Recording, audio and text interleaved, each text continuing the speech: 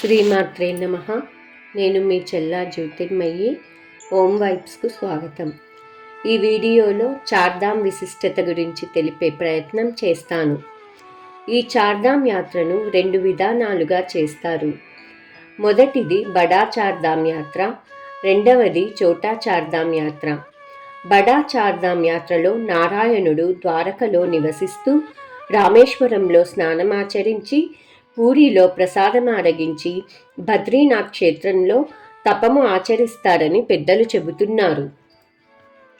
ఇక చోటా చార్ధామ్ యాత్ర విషయానికి వస్తే ఉత్తరాఖండ్ రాష్ట్రంలోని 4 పుణ్యస్థలాలను చోటా చార్ధామ్ యాత్రగా పిలుస్తున్నారు.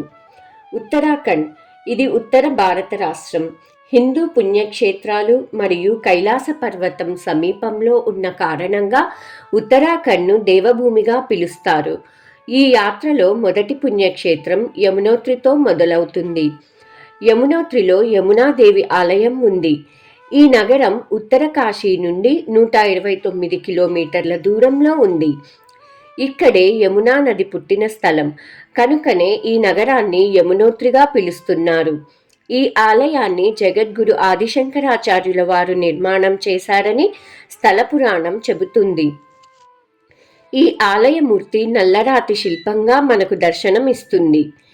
వాతావరణ దృష్ట్యా ఈ ఆలయం అక్షయ తదియ నాడు తెరిచి మరలా దీపావళి రోజున తలుపులు మూస్తారు.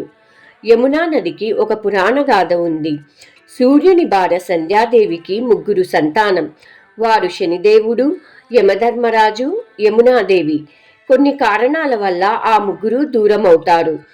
అన్నదమ్ముల వియోగాన్ని సహించలేక యమునాదేవి కన్నీరు మున్నీరుగా ఏడవటం వలన ఆమె కన్నీరు నదిగా ప్రవహించిందని ప్రచారంలో ఉంది.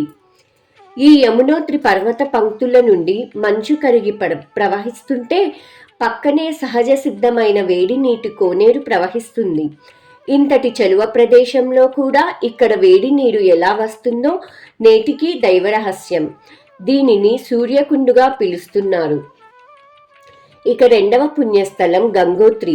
ఈ క్షేత్రం ఉత్తర కాశీ నుండి సుమారు 100 కిలోమీటర్ల దూరంలో ఉంది. గంగోత్రిలో గంగాదేవి ఆలయం ఉంది. హిందూ పురాణాల ప్రకారం భగీరథుడనే రాజు తమ పూర్వీకుల పాపాలను పోగొట్టడానికి ఘోర తపస్సు చేయగా గంగా నది ఈ క్షేత్రంలో రూపం తీసుకుంది. అందుకనే ఈ నగరానికి గంగోత్రి అనే పేరు వచ్చింది. ఈ గంగాదేవి ఆలయం అక్షయ తదియ రోజున తలుపులు తీసి దీపావళి రోజున ఆలయ తలుపులు మూస్తారు. ఇక్కడ సాయంత్రం జరిగే గంగాహారతి విశేషంగా భక్తులను ఆకట్టుకుంటుంది. గంగోత్రి తర్వాత భక్తులు 3వ పుణ్యస్థలమైన కేదార్నాథ్ జ్యోతిర్లింగాన్ని దర్శించుకుంటారు. దీనికి సంబంధించిన పురాణగాథ మనం బద్రీనాథ్ వీడియోలో చెప్పుకున్నాం. ఒక వృత్తాంతం ప్రకారం నారాయణుడి కోరిక మేరకు శివపార్వతులు కేదార్నాథ్లో నివసించడానికి అంగీకరించినట్లు కథనం. ఈ ఆలయమును అక్షయ తదియ రోజు నుంచి కార్తీక పౌర్ణమి వరకు భక్తులు దర్శించుకోవచ్చు. ఆలయం వెనక భాగంలో ఆది గురువు శంకరాచార్యుల వారి సమాధి ఉంది. హిమాలయాలకు వెళ్లే ముందు చివరిసారిగా కేదార్నాథ్ వచ్చారని పురాణాలు చెబుతున్నాయి. చివరగా 4వ పుణ్యస్థలం బద్రీనాథ్. ఆలయాన్ని భక్తులు దర్శించుకుంటారు.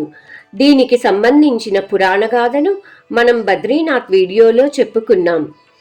బద్రీనాథ్ క్షేత్రం అలకనందా నది తీర్థం వద్ద ఉంది.